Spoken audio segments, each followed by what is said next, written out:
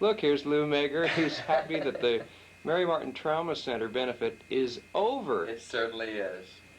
But, you know, right before it was over, we did our Never Never Land.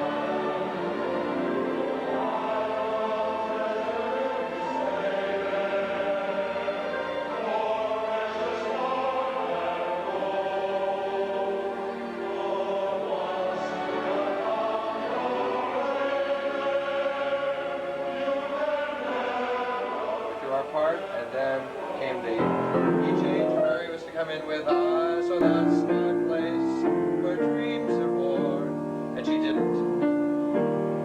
And so we had sort of oohing and eyeing with no melody.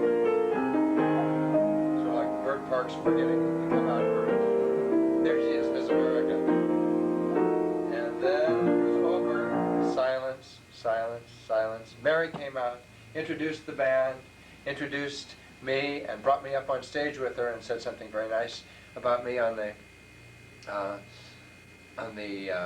to the audience. And then she turned and gave me a big hug and said, "What's the name of my next song?" And so I sort of held her back and then gave her a big hug and said, "Tonight has been such a special night, a gala night, and a happy night." She said, "Thank you very much." And I went to the piano and played. And she said to the audience, "You know, tonight's been such a special night, a gala night, a happy night. The gods looked down and smiled, how good it feels." And we went ahead and finished the number. People came up to me and said, "That was so nice. It was such a lovely hug that she gave you." Little did they know that she was looking at me with sheer panic, because the only way she would have known that is if the costume changes had worked out correctly. What happened was, earlier on, her dresser missed a costume change and had her put on the wrong outfit, which was all the Peter Pan gear. So in order for her to really cover for it, she had to put on her finale dress. And once she'd put that on, she knew there was only one song that she sang in that. And when she didn't sing that song, that threw her off. So the second time she came out in her finale dress, she had absolutely no idea where she was, except on stage, and she needed help desperately. So even though we'd been introduced about 3 times by that time, she decided the only way to get to me and find out what the next song was to introduce the whole orchestra and chorus.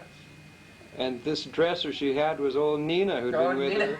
Nina from Argentina. She'd been with her for like 35 years. Oh yeah, she's dressed her for years. But we never really did know the show.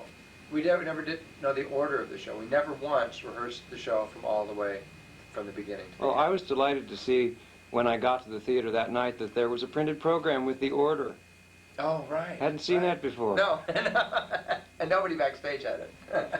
The audience knew what was coming up. And some of it was really inconsistent. Some of the things they identified as being from musicals, some of the things they didn't. So I don't think the audience probably even watched the program because they were so excited to see what was going to happen next.